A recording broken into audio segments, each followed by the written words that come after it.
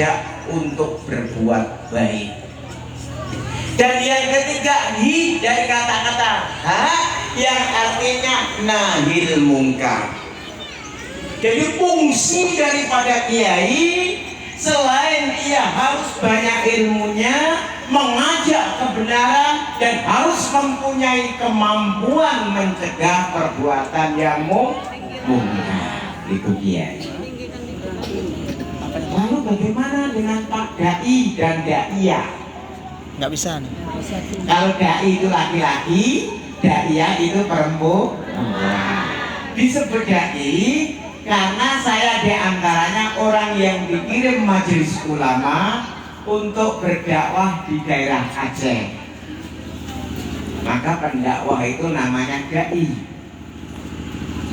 Itu sebenarnya cuma kontrak, sama dengan mbah-mbah sampean yang kontrak sama orang Delhi ya. Kontrak zaman dahulu habis kontraknya, tapi namanya kebacut melekat pada diri saya, nggak bisa dicopot. Akhirnya orang menyebut Dai Basori, aslinya begitu. Bapak Ibu yang saya muliakan, syukur alhamdulillah di malam hari ini walaupun tadi panitia sempat ngeluh sama saya. Saya memang senang ini sama orang yang baru bikin acara, kadang-kadang gadek dibilang amplop tapi sudah bingung. Padahal saya juga biasa tidak di amplop. Rasulullah SAW bersabda, "Man sana fil Islam sunnatan hasanatan, falahu ajru man amala biha min ghairi ayyan qusal ujurihim sayi'an. Wa man sana fil Islam sunnatan sayi'atan, falahu ghadabu wa ghadabu man amala biha." Yang artinya, barang siapa di dalam agama ini memulai sesuatu dengan perkara yang baik, ini kan tadi katanya memulai sesuatu dengan perkara yang baik, memulai pengajian, memulai PPA dan lain sebagainya, kata Rasulullah, falahu ajruhu, maka dia akan mendapatkan pahala, wa ajru man amala biha, dan dia juga akan mendapatkan pahala orang-orang yang melanjutkan daripada yang ia perbuat. Kalau hari ini membuat pengajian macam ini, pahala Allah Subhanahu wa Ta'ala akan diberikan. Kemudian nanti akan disusul lagi orang yang membuat, walaupun yang membuat bukan orang yang membuat di hari ini, maka tetap orang yang pertama kali yang berbuat tadi mendapat pahala. Maka nggak usah galau, Pak. Ibu bapak yang saya muliakan, syukur alhamdulillah Allah menciptakan kita semua ini dengan ciptaan bi ahsani taqwim, dengan sebaik-baiknya ciptaan. Berulang kali saya datang ke kebun binatang, Bu, untuk membandingkan wajah saya dan wajah beru, untuk membandingkan wajah saya dan wajah monyet. Berkali-kali saya datang ke Ragunan ketika saya masih berada di Jakarta. Saya karena sebelum masuk Aceh pernah menjadi dai di Jakarta. Saya banding-bandingkan ganteng mana saya sama beru, ganteng mana saya sama monyet, tampan mana saya sama monyet. Nampaknya kata Allah di dalam Al-Quran, laqad khalaqnal insana fi ahsani taqwim, sungguh saya ciptakan manusia itu dalam keadaan sebaik-baiknya rupa. Ini memang betul. Dan istri saya juga mengatakan tetap ganteng saya. Itu kartun juga nggak mau. Ini membuktikan. Tetapi ingat, Bu, ayat Allah di dalam Al-Quran tidak berhenti di situ. Summa radatnahu asfalas safilin. Lalu Allah Subhanahu wa ta'ala menghinakan kepada yang ahsani takwin tadi, yang ganteng rupanya, yang cantik rupanya, bi asfali safilin, dengan yang lebih hina, dengan yang lebih rendah. Kalau bahasa kita aspal itu kan sudah rendah, Bu. Kemudian ditambah diinjak-injaklah, nanti maka asfala safilin, lebih hina dan lebih rendah. Tetapi apakah itu berlaku untuk semua orang? Tidak. Illal ladzina amanu, kecuali orang-orang yang beriman, wa amilus sholihat, kemudian ia juga beramal dengan amalan yang soleh, amalan yang bagus, falahum ajrun khairun, maka dia akan mendapatkan pahala yang tidak berhenti-berhenti pahalanya. Amin Allahumma amin. Kok enak sekali rasanya ya. Bapak Ibu yang saya muliakan, kita lanjut lagi, saya menanggapi apa yang penyampaian panitia. Ibu, saya punya cerita. Di dalam Al-Quranul Karim itu ada hamba Allah yang namanya sempat diabadikan di situ, yang bernama Luqman. Dan Luqman ini digelari Al-Hakim karena Luqman ini orangnya sangat bijaksana. Nah, suatu ketika Luqmanul Hakim ketika mempunyai anak yang berumur 10 tahun, ia mengajarkan anaknya tersebut agar paham terhadap kejadian-kejadian yang akan terjadi di masyarakat. Maka diajaklah anak Luqmanul Hakim yang umurnya 10 tahun tadi pergi ke pasar. Pergi ke langsung dong, Bu. Pergi ke sampai semangat, saya pun juga ikut semangat. Sampai ngentuk, saya ngentuk. Assalamualaikum, yang penting terima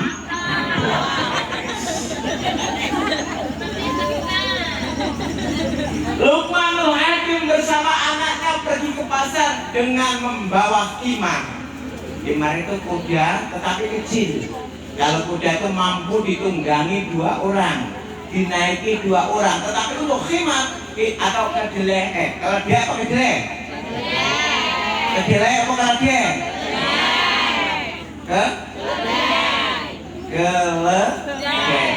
Keledai lagi. Keledai, bukan kedelai. Keledai. Nah, ketika mau berangkat, ini kata Luqman kepada anaknya, wahai anakku, hari ini kita akan pergi ke pasar. Lalu itu apa ya yang dibawa?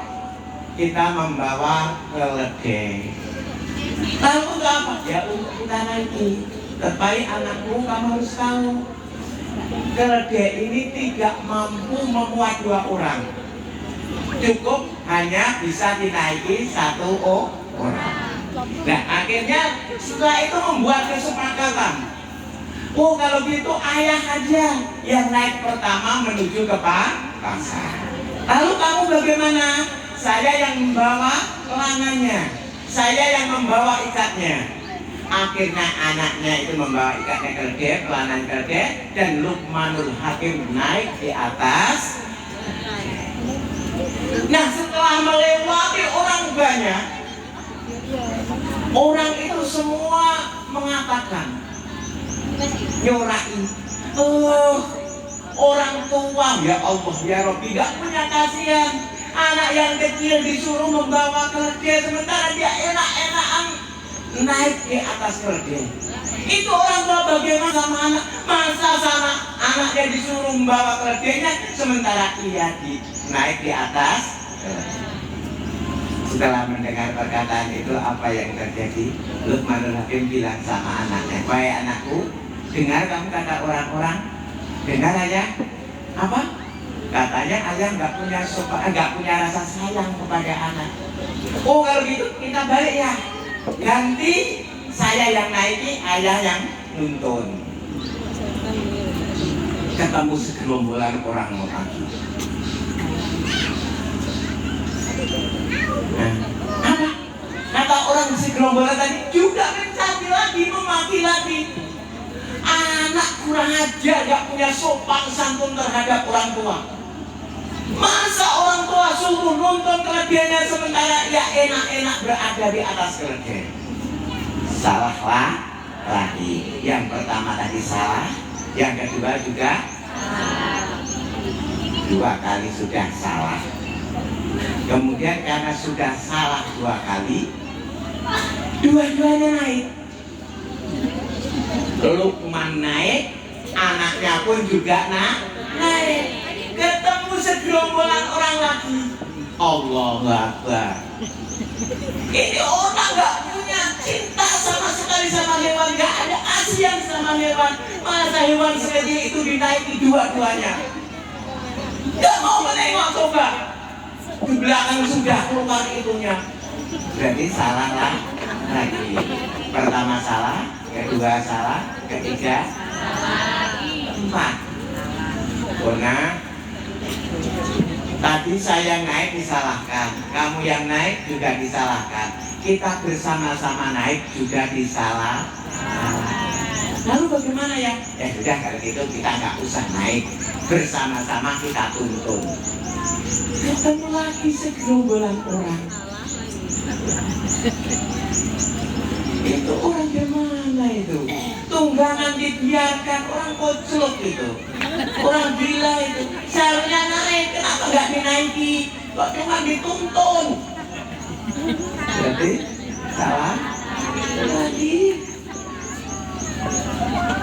Pertama salah, kedua salah, ketiga salah, dan keempat pun juga salah. Kira-kira yang benar yang bagaimana ya? Piye.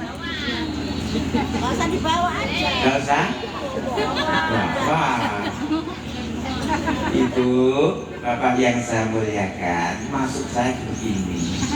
Apapun yang kita perbuat, dipastikan pasti ada yang menyalahkan. Walaupun itu benar. Pertama, apakah salah ketika Luqmanul Hakim naik di atas keledai? Tidak salah, karena anak wajib menghormati orang tua, maka mendahulukan orang tua agar dia naik ke keledai. Maka yang pertama sebetulnya nggak salah. Dan itu juga yang kita perbuat. Walaupun kita perbuat sudah benar, maka tetap ada saja yang menyalah. Begitu yang juga yang kedua. Walaupun sudah benar, tetap ada saja yang menyalahkan. Makanya kepada Bapak Panitia, ya, sekali lagi jangan dianggap orang nyalahkan itu nggak tombok biasanya. Nggak tombok. Dan yang pertama nggak tombok, yang kedua itu orang iri. Nah, makanya nggak usah takut terhadap orang yang menyalahkan. Bapak Ibu yang saya muliakan, ngaji kita malam hari ini yang dibahas masalah apa? Saya minta request dulu. Kita belum mulai ngaji. Bahas masalah apa? Rajab, Sya'ban, Ramadan. Yang mana yang dibahas? Ramadan. Tapi saya diundang mulai Rajab. Persiapan celana saya di bulan Rajab. Ayo. Yang mana? Tiga-tiganya? Sanggup tiga-tiganya. Betul. Kita membahas bulan Rajab, bulan Sya'ban dan bulan Ramadan. Sanggup? Nanti kalau nggak selesai, undang lagi di Nuzulul Quran. Belajar. Gampangnya gitu. Sebetulnya di Pulau Tengah ini cuma daerah sini saja ya yang belum pernah masuk. Di masjid sana itu sudah nggak terhitung nggak berapa kali masuk. Memang nggak ada yang kenal sama saya. Oh, nyebut saja salah. Bapak Ibu yang saya muliakan, nggak usah kami lagi. Kita ngajinya ngaji bambu hati ya. Yang penting hati kita suka di dalam beribadah kepada Allah. Allah. Rasulullah Sallallahu Alaihi Wasallam bersabda, Bismillahirrahmanirrahim. Inna sahrul Rajab sahrullah, wa sahru Sa'bani sahri, wa sahri Ramadhan sahri ummati. Sesungguhnya bulan Rajab adalah bulan saya, bulan Sa'ban sesungguhnya bulan Rajab adalah bulan Allah, bulan Sa'ban bulan saya, dan bulan Ramadan bulan umat saya. Maka 3 bulan berturut-turut, Rajab, Sa'ban, dan Ramadan adalah bulan sangat istimewa. Saking istimewanya, siapa yang beramal di dalam 3 bulan tersebut, pahalanya berbeda.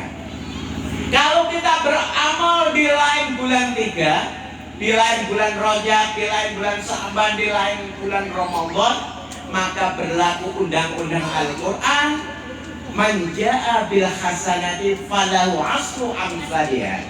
Barang siapa datang membawa kebajikan, barang siapa datang membawa kebenaran, barang siapa datang membawa sedekah, falahu asru amsalihha, maka ia akan mendapatkan 10 kebaikan. Itu berlaku di lain 3 bulan tersebut. Tetapi ketika kita memasuki bulan Rajab, pahalanya bukan 10 lagi, Allah melipat gandakan menjadi 70. Ketika kita memasuki bulan Sa'ban, bukan 70 lagi, pahala yang kita perbuat menjadi 700. Ketika kita memasuki bulan Ramadan, termasuk malam ini kan kita berada di bulan Sa'ban, jadi bikin teh 1 itu nanti pahalanya dilipat gandakan menjadi 700 gelas. Siapa yang minum? Masa hitungannya gitu? Ya hitungannya kelipat gandaannya, tapi bukan berarti ya harus diminum, bukan. Nanti ketika kita memasuki bulan Ramadan, Allah Subhanahu wa Ta'ala melipat gandakan menjadi 1000. Dan itu berlaku di luar malam Lailatul Qadar. Ketika memasuki malam Lailatul Qadar dan kita berada pada malam Lailatul Qadar dengan beribadah, dengan tarawih, dengan membaca Al-Quran, dengan sedekah dan lain sebagainya, khairu min alfi syahrin, lebih baik daripada 1000. Ini pahala pada 3 bulan tersebut. Kemudian ibu-ibu yang saya muliakan, karena yang paling dekat sekarang ini adalah bulan Ramadan, mari sedikit kita membicarakan masalah Ramadan. Ibu, biasanya kita itu kalau datang bulan Ramadan seneng enggak? Seneng enggak, Bu? Senang nih. Jujur, senang enggak? Biaya di bulan Ramadan sama di luar bulan Ramadan itu banyak mana, Bu? Makanya banyak mana? Di luar bulan Ramadan berapa kali, Bu, 1 hari makan? Berapa kali? 1 hari makan? 3 kali. Di bulan Ramadan? 2 kali. 3 sama 2 banyak mana, Bu? Banyak 3, tapi biayanya kok banyak yang 2? Bagaimana rumusnya itu? Nah, makanya ini hati-hati, Ibu yang saya muliakan. Memang kita sering mengatakan marhaban ya Ramadan, selamat datang wahai bulan Ramadan. Tapi Bapak mulai ngomong kan jangan pindos loh. Iya, gue nak raposo, isi nggak Pak Tengkuni. Iya ngomong, Pak, sudah datang Ramadan, anaknya belum punya baju. Ya kan? Anaknya belum punya sepatu, anaknya belum punya jilbab, anaknya belum punya baju dan lain sebagainya. Ya Allah, semua kebutuhan itu seakan-akan dimasukkan pada bulan Ramadan. Dan ini akhirnya kecintaan kita pada bulan Ramadan ini terkikis karena keinginan-keinginan yang begitu banyak tadi. Sehingga seharusnya di bulan Ramadan ini kita gunakan untuk beribadah kepada Allah, puasa di siang hari dan beribadah di malam hari. Justru kita gunakan untuk berpikir bagaimana memberi baju kepada istri yang baik, bagaimana memberikan baju kepada anak yang baik. Betul? Betul enggak? Padahal ibu-ibu, tujuan daripada Ramadan ini kan kita puasa. Sebagaimana firman Allah, ya ayyuhalladzina amanu kutiba alaikumusiyam kama kutiba alal ladzina min qablikum la'allakum tattaqun. Wahai orang-orang yang beriman, diwajibkan atasmu berpuasa sebagaimana diwajibkan orang-orang sebelum kamu, dengan tujuan adalah la'allakum tattaqun, agar kita semua menjadi orang bertakwa. Mengapa Ramadan ini yang kita jadikan untuk membina diri kita untuk menjadi orang yang bertakwa? Karena begini Bu, rumusnya. Ibu-ibu pernah mendengar Bu, kalau di bulan Ramadan setan-setan dibondo? Pernah mendengar? Setan-setan dibelenggu, setan-setan diingkat? Pernah mendengar Tengku bilang macam itu? Kok kita yang ngaji dong? Pernah mendengar Bu, di bulan Ramadan kalau setan-setan itu diikat? Setan-setan dibelenggu, setan-setan di penjara? Pernah Bu ya? Sering ya Tengku mengatakan demikian. Tapi kenapa Bu, kalau setan dibelenggu, setan di penjara, setan diikat, kok masih banyak Bu orang mencuri di bulan Ramadan? Masih banyak orang bermaksiat di bulan Ramadan. Masih senang orang main judi di bulan Ramadan. Masih ada orang yang berzina di bulan Ramadan. Katanya setan sudah diikat. Tapi kenapa bisa demikian Bu? Kenapa kira-kira? Sekatin lah. Sekatin aku? Betul. Saya pernah tanya sama jamaah saya tuh, kenapa kok macam itu? Kamu Pak, itu yang diikat kan setan anakan. Setan yang gabungnya nggak diikat. Jadi kalau di sini jawabannya katanya nggak kuat. Ibu, perhatikan. Memang di bulan Ramadan sebagaimana dikatakan oleh para tengku, kalau setan-setan itu diikat, setan-setan itu dibelenggu, itu benar.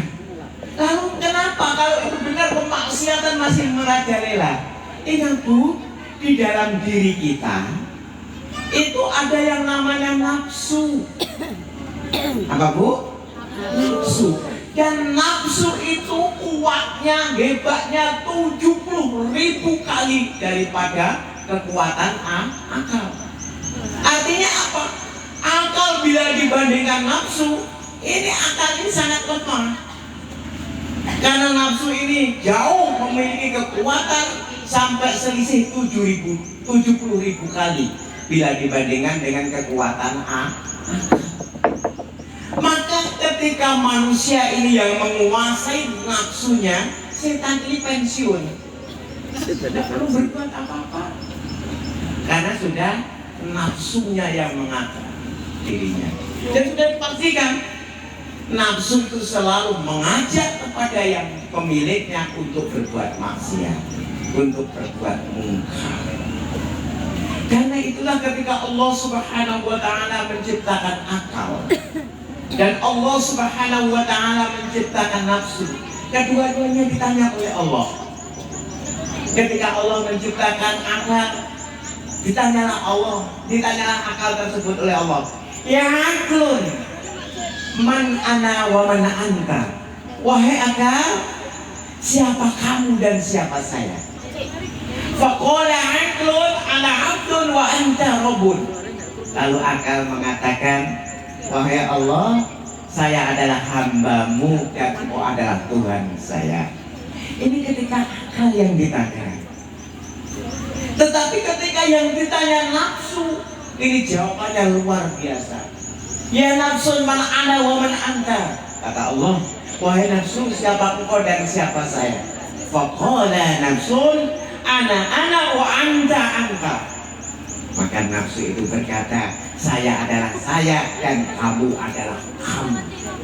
Artinya apa? Artinya nafsu ini tidak mengakui akan adanya Allah. Nafsu ini hanya mengakui akan dirinya sendiri, yang kuat dirinya sendiri, yang kaya dirinya sendiri, yang hebat dirinya sendiri, tanpa adanya Allah. Maka karena itulah Allah Subhanahu wa ta'ala marah. Dibakarlah nafsu tadi dalam neraka selama 400 tahun. Setelah 400 tahun diangkat lagi nafsu dan ditanya oleh Allah, ya nafsu man ana wa man anta. Wahai nafsu, siapa engkau dan siapa saya? Jawabannya tetap sama, anak-anak, anta. Saya, kamu. Karena jawabannya masih sama, dibakar lagi oleh Allah Subhanahu wa ta'ala di dalam neraka selama 400 tahun lagi.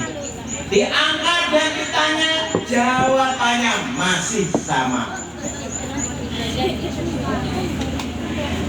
Lalu karena jawabannya masih sama, untuk yang ketiga kalinya Allah tidak membakar nafsu di dalam api neraka, tapi Allah memenjarakan nafsu dengan tidak memberi makan dan tidak membasuh lemak. Maka ketika sudah lemah, sudah tidak ada kekuatan lagi, ditanya oleh Allah, ya nafsun man ana wa man anta. Wahai nafsu, siapa engkau wa anta rabbun. Maka nafsu baru berkata, saya adalah hambamu dan engkau adalah Tuhanku. Karena dasar inilah Islam mensyariatkan puasa ini sebagai penghancur nafsu kita. Maka siapa yang puasanya bagus, dipastikan nafsunya akan dikalahkan oleh akalnya. Puasanya yang tidak bagus, maka dipastikan akalnya tidak mampu mengalahkan nafsunya. Sehingga di bulan puasa masih juga berbuat maksiat. Nah, ini yang jadi problem, ibu-ibu.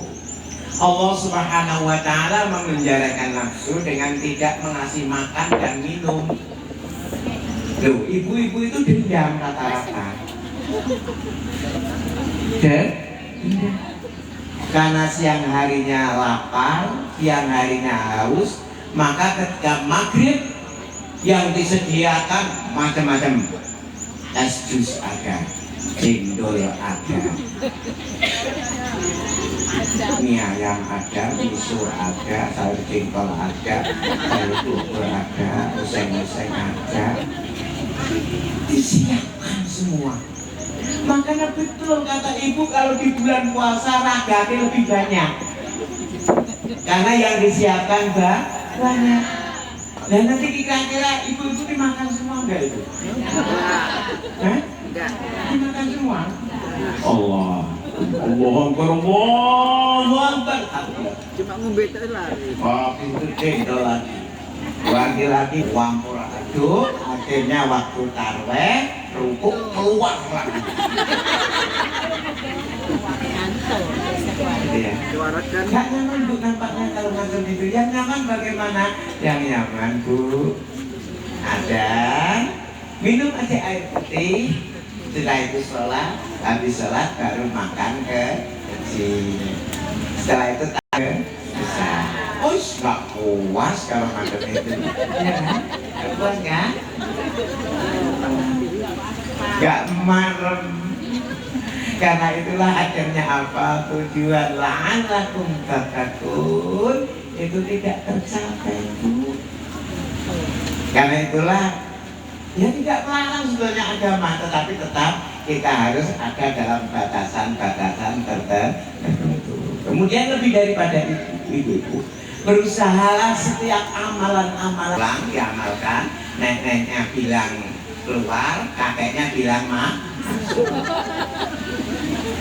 masuk keluar, masuk keluar, masuk keluar. Akhirnya sampailah ia di rumah. Setelah sampai di rumah, mau tidur lagi diamalkan.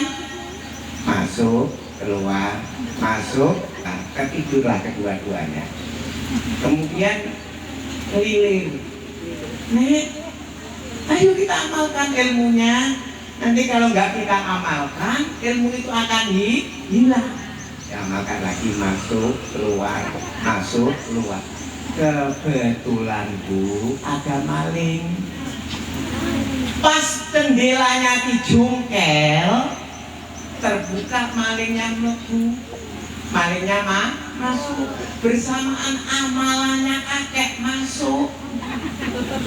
Malingnya masuk, kakek. Malingnya bingung. Akhirnya lompat lagi, bilang keluar. Malingnya semakin penasaran, itu orang tua kayaknya tidur, tapi kok tahu saya. Masuk lagi, keluar, masuk, keluar. Nah, akhirnya loh, malingnya sambil misu-misu matamu. Ini apa artinya Ibu? Walaupun ilmu masuk keluar, kalau diamalkan tetap ada manfaatnya. Apalagi ilmu Al-Quran, mengajar TPA. Karena mengapa? Karena kata Rasulullah SAW, kata bukan per kalimat tetapi per huruf. La aqulu alif lam mim harfan wala in aqulu alifun harfun wala mun harfun.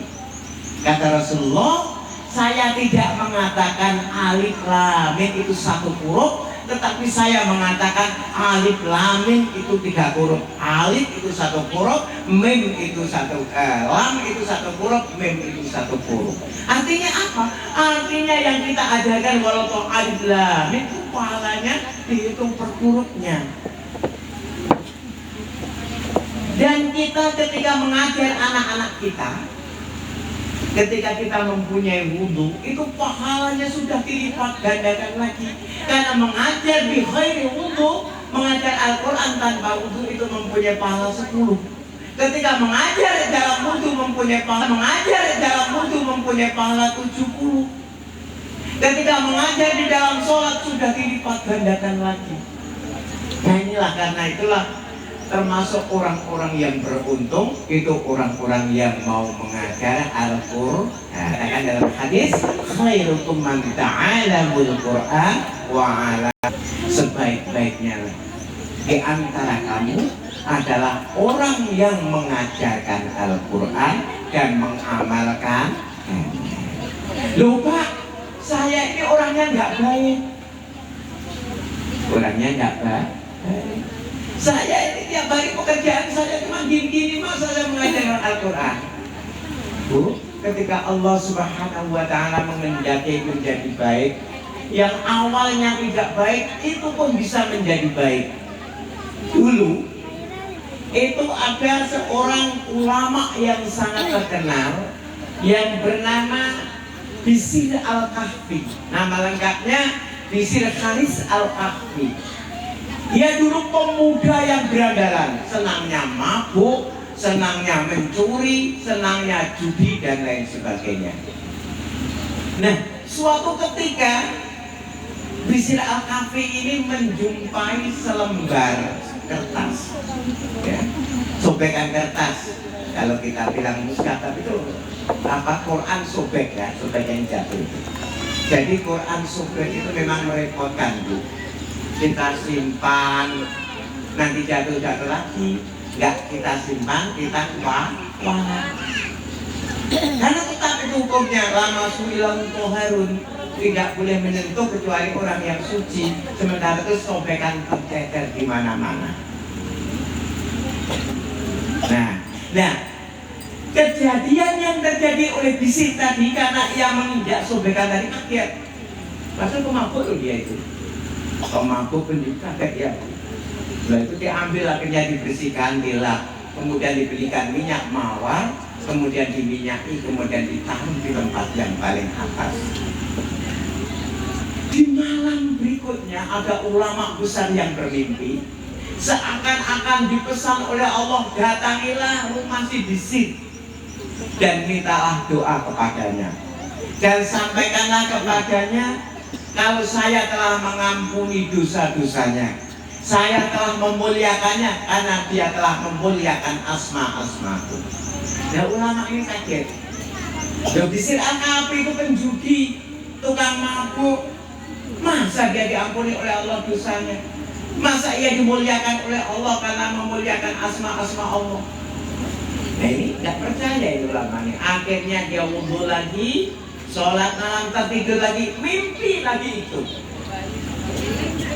Akhirnya sampai terjadi ketiga kali. Setelah terjadi 3 kali, maka akhirnya mendatangi betul rumahnya Bisir Al-Kafi tersebut untuk menyampaikan pesan Allah, kalaulah Allah telah memuliakan karena dia memuliakan sobaikan Al-Quran. Dan inilah ibu-ibu yang saya muliakan, memuliakan sobaikan Al-Quran saja ini bisa menjadikan penyebab ia mendapat hidayah dari Allah Subhanahu wa Ta'ala. Maka bagaimana anak-anak kita yang mempelajarinya, bagaimana guru-guru yang mengajarkannya, sudah barang tentu nanti akan mendapat maghfirah dari Allah, mendapat rahmat dari Allah. Karena itulah ibu-ibu jangan bosan-bosannya mengantar anak-anak kita untuk pergi ke majelis ilmu, untuk pergi belajar Al-Quran. Ibu-ibu yang saya muliakan, saya disilahkan Bapak atau Ibu silakan membahas apa saja. Saya lebih senang dibahas masail, pembahasan masalah. Ya, silakan. Mungkin kalau ada yang mau dipertanyakan berkaitan dengan Ramadan, berkaitan dengan bulan Sya'ban, berkaitan dengan bulan Rajab, berkaitan cara mendidik anak yang benar dan lain sebagainya. Silahkan Bu, karena dengan tanya jawab nanti kita akan lebih saling kita memasukkan antara kekurangan satu dengan kekurangan yang lainnya. Silahkan Bu, kalau ada yang ditanyakan, Bapak-bapak silahkan. Kita tunggu beberapa saat. Enggak ada? Ya, monggo.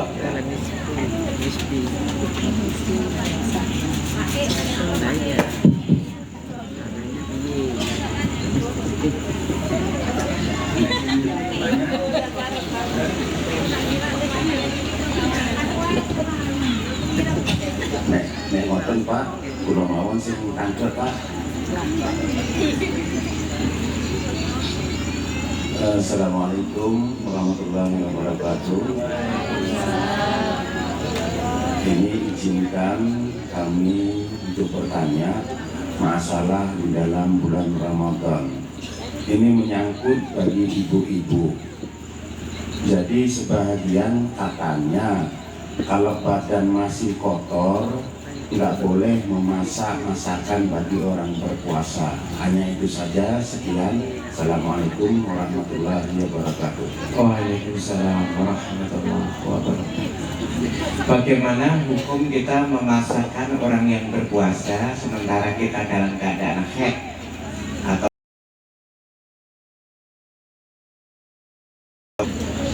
tidak ada larangan sama sekali dalam hukum fikih yang melarang seorang yang berhaid memasakkan orang berpuasa.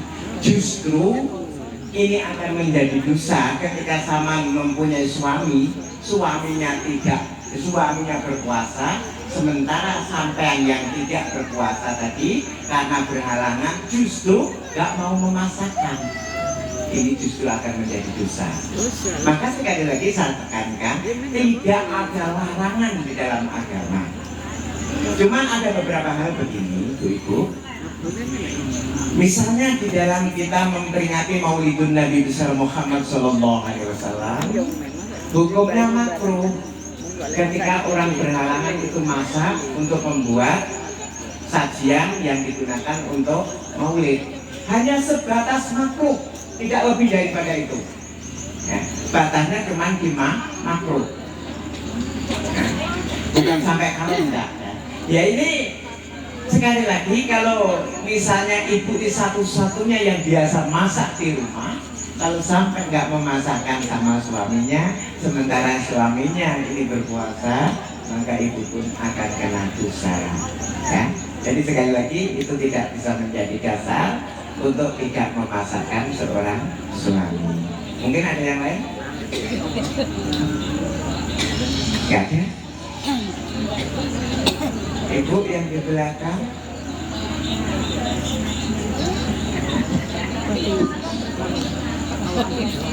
Ya, mungkin bapak-bapak kalau masih ada. Gak ada? Kalau gak ada ganti aku yang bertanya Bu. Boleh? Sanggup menjawab? Nah, saya yang bertanya. Sekarang ibu nggak mau bertanya kok. Ibu, ada yang masih punya hutang puasa? Ada banyak. Piye toh? Ada yang masih punya hutang puasa? Masih. Berapa hari Bu? Berapa hari? 2 hari. Ibu, kalau nanti puasa kita belum tersahur, maka kita kena fidyah. Kena fidyah. Berapa fidyahnya? Ya 1 hari 1 orang miskin. Maka harus mengeluarkan beras sebagai tebusan denda kita belum nyaur utang. Lalu setelah mengeluarkan fidyah, mengeluarkan beras, apakah hutang kita lunas? Enggak. Itu yang disaur baru anak-anak. Makanya hati-hati. Sekarang yang masih punya hutang, cepat-cepat disaur agar nanti tidak sampai di bulan Ramadan. Yang paling wabot Bu, memang itu nyaur utang. Karena itu usahakan ibu-ibu jangan berutang puasa. Yo iso Pak, wong aku cek sehat. Artinya kalau masih sehat berarti masih normal. Orang yang normal biasanya pasti kan kena. Ibu, boleh kita akali. Akalnya gimana? Dengan meminum obat. Maka ketika kita meminum obat Bu, kita tidak datang itu. Mengapa ini saya katakan? Saya kebetulan termasuk di antaranya orang yang ajar manasik ya, manasik umroh. Itu sering keluar terjadi ketika mau tawaf. Itu orang itu tiba-tiba keluar itu. Jadi ada obat yang mujarab Bu. Ketika obat itu diminum, maka tidak keluar itu. Sehingga sampai ke sana yang gilirannya IAM tidak di-IAM. Artinya ya sebetulnya gilirannya ada tetapi dibendung sehingga aman. Dan ini bisa digunakan untuk orang-orang yang menjalankan puasa. Wah, kalau gitu berarti menyalahi kodrat. Bukan. Justru kita menyiasati agar kita ini bisa ya Bu ya. Jadi usahakan Bu kalau bisa itu ya tanya-tanya bagaimana kalau nanti agar nanti di bulan Ramadan itu tidak halangan. Yang jelas ada caranya Bu, karena ketika kita halang, kan kita ya, ketika ibu-ibu halangan, nanti yang paling berat adalah ketika mengkodoknya, ketika nyaurnya. Nah, ini mudah-mudahan Allah Subhanahu wa Ta'ala memberikan kemudahan kepada kita semua sehingga kita bisa menjalankan puasa dan kita mendapatkan pahala daripada puasa itu. Karena siapa yang menjalankan puasa imana wa ihtisaban ghufirallahu ma taqaddama min dzambi, maka Allah Subhanahu wa Ta'ala akan mengampuni dosa-dosanya. Mungkin ada yang lain yang mau dipertanyakan? Ya, tidak. Ibu, saya juga punya nomor HP. Kalau mungkin ada permasalahan yang mau ditanyakan, boleh tanya lewat HP saya, nomor saya. Ini karena sering terjadi juga orang tanya jawab di situ. Kadang kalau bertanya di hadapan umum malu. Nah, akhirnya nanyanya lewat SMS, sering saya ditanya juga macam itu. Ini tujuannya bukan kita pintar nggak pintar, tetapi watawasau bil haq, watawasau bis sabr, untuk saling mengingatkan di dalam kebaikan dan kebenaran. Oke, monggo. Ini satu lagi, ini mudah-mudahan bermanfaat bagi kita semua.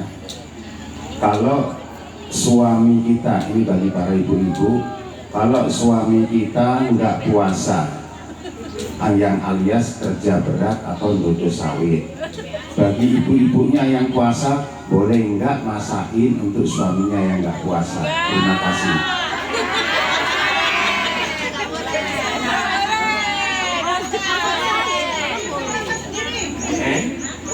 Gimana itu? Hukum tetap hukum. Hukum itu tetap tidak memperbolehkan. Tetapi ketika memasakkan, ibu harus banyak istighfar kepada Allah. Jangan sampai nanti ibu dicerai gara-gara tidak mau memasakkan suami. Tetap dalam diri kita merasa bersalah kepada Allah. Wa in kuntum mardun aw 'ala safarin fa'iddatun min ayamin ukhra. Nah, ini dalam puasa ini sebetulnya yang boleh mendapat kemurahan adalah orang-orang yang dalam keadaan sakit, dalam bepergian yang boleh berbuka. Orang yang bekerja dodol dan lain sebagainya itu belum masuk kategori itu, walau berat. Insya Allah ketika kita niat dengan betul-betul di dalam hati kita karena Allah, maka seberat apapun Allah akan memberikan kemudahan. Amin Allahumma amin. Cuman satu lagi ibu-ibu, sekali lagi harus menjadi ibu yang bijak. Artinya bagaimana?